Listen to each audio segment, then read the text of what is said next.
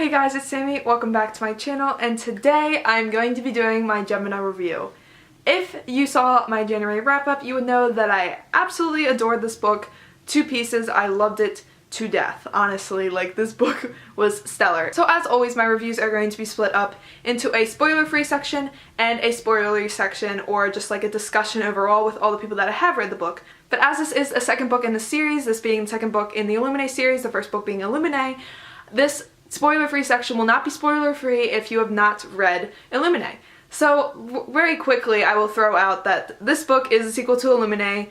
Illuminae is a science fiction novel that takes place in space and that is written through a multimedia format, meaning chat logs, diagrams, pictures, the like. It's a very interesting format, and if you haven't read Illuminae yet, get on it, girl or guy, anybody. Like, you need to get on that book because, whew, so good. But the spoiler-free section will not be spoiler-free if you haven't read Illuminae. So if you haven't read Illuminae, you need to leave. If you haven't read Illuminae and you haven't read Gemina yet, you can watch this spoiler-free section. And then, at the end of the spoiler-free section, I will discuss Gemina and all the spoilery stuff and all, like, my thoughts. And yeah, it's gonna be really fun. So, without further ado, let's get into the spoiler-free section. Gemina picks up, obviously following two different characters than Illuminae followed. Illuminae followed Katie and Ezra and their journey after being attacked on the planet of Kerenzia something, and that whole storyline. So you see the end at the end of Illuminae. At the end of Illuminae, we find out that everything is fine. Ezra's alive, Katie's alive, and we're just confused at what the future is going to hold. So Gemina takes place almost directly after Illuminae, but at a completely different location and following completely different sets of characters. Obviously, there is some ties in it that you figure out along the way, but I think that's one of the best parts of this book, is figuring out how all these characters are connected, and I thought it was really great. But this story does follow two main characters, Hannah and Nicholas, or Nick, basically.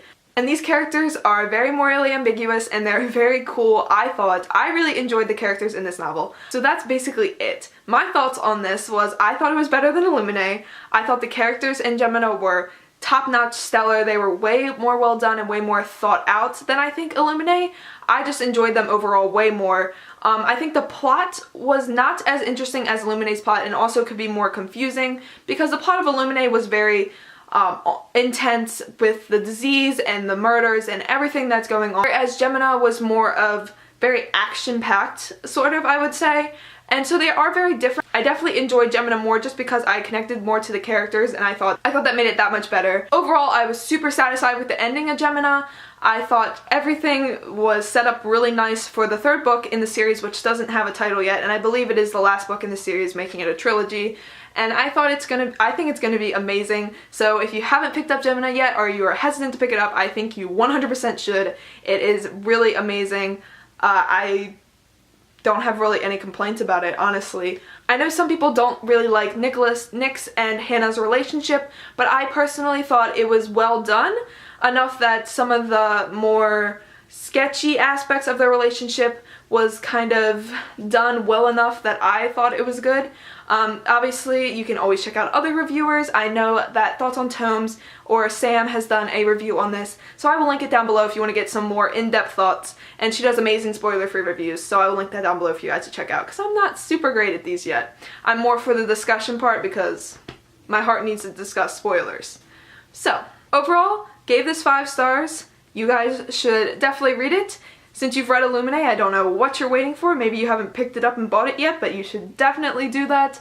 10 out of 10, would recommend. So that's it for the spoiler-free section. I hope I have convinced you to read this book because so good, guys, so good. So now we are going to get into the spoilery discussion. So if you guys have not read Gemina, I want you to leave because I don't want to spoil you. But once you read it, you can come back to this portion of the video and you can watch me completely, like, gush about these characters.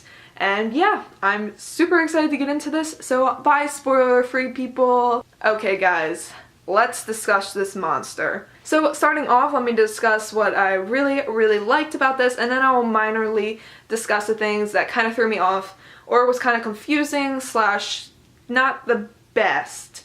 Once again, if you watch the spoiler-free section, I will also link down Sam's from Thoughts on Tomes video down below. She did, I think, a lovely gush on this, and I will leave that down below so you guys can get more thoughts on this book. But let's get into my thoughts, because I adored this. So first things first, let's discuss the characters. Characters being Hannah and Nick. As I said before, I loved these characters. See, I know that a lot of people will make comments about how Hannah and Nick were kind of a thing, even though Hannah was in a relationship with Jackson. And it's very hard for me to completely agree with that, as these characters had a very interesting relationship, obviously one being dealer and one being a user of a drug.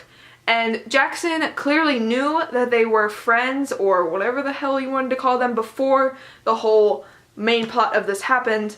So I thought that it was not that bad. I didn't find Nick to be weird. I thought he kind of represents a lot of like the guys that I feel like are very real teenage guys in this day and age.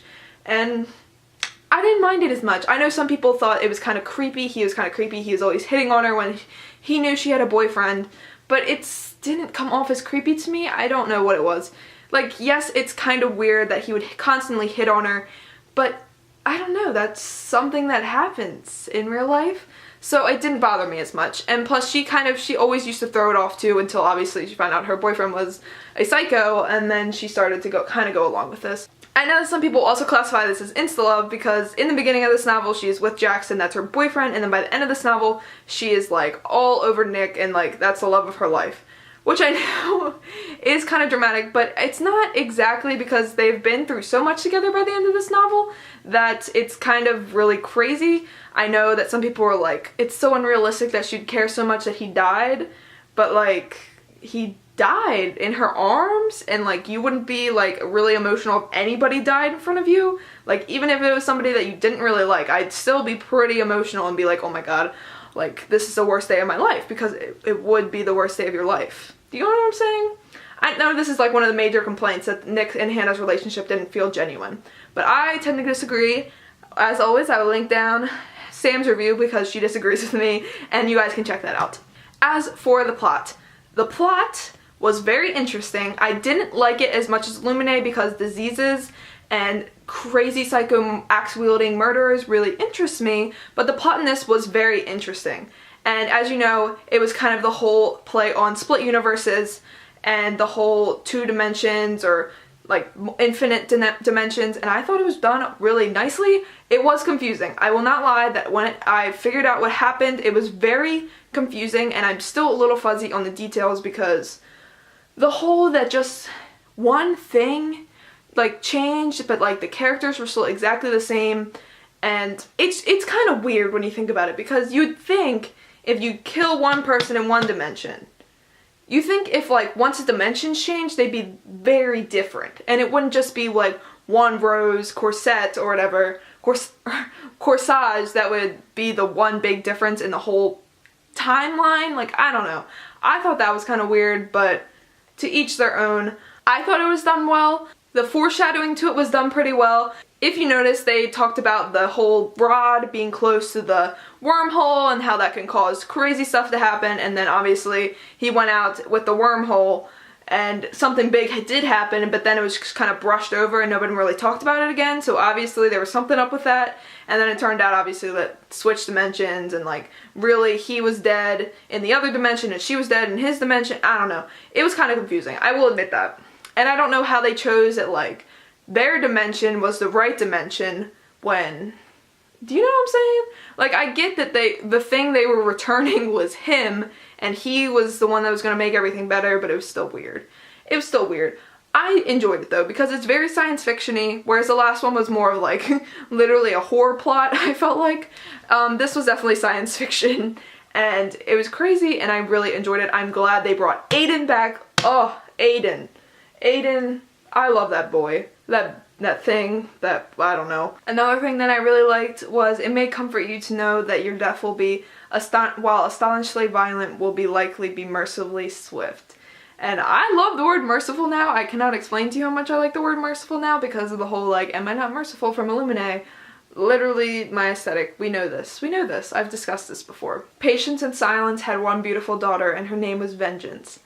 Guys, this is top-notch stuff.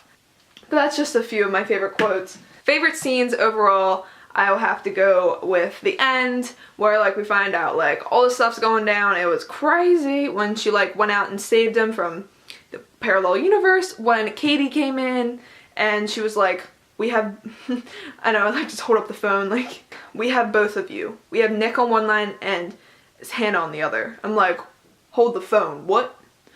I just thought this was really good. Those are some of my favorite scenes. Yeah. So I think this video is pretty much done. I think. Yeah. Okay guys, well that is it for my Gemina review. I cannot wait to read the third book in the series, Untitled, currently, that's coming out in October or November.